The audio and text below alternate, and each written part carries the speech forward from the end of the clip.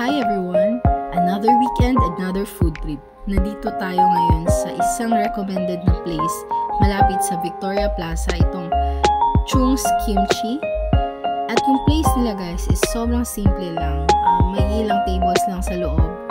But you have a variety of options dito sa kanilang menu.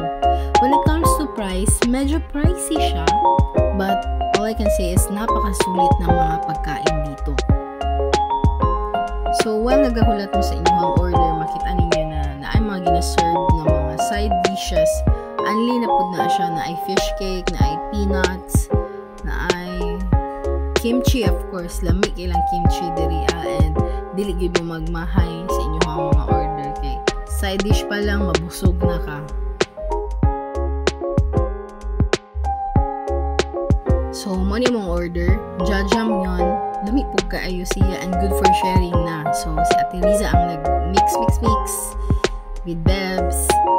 And daghan kami nakaon diri na asili fried chicken, lami ilang fried chicken. And of course, among favorite kining awesome bulgogi na naka hot plate. The best.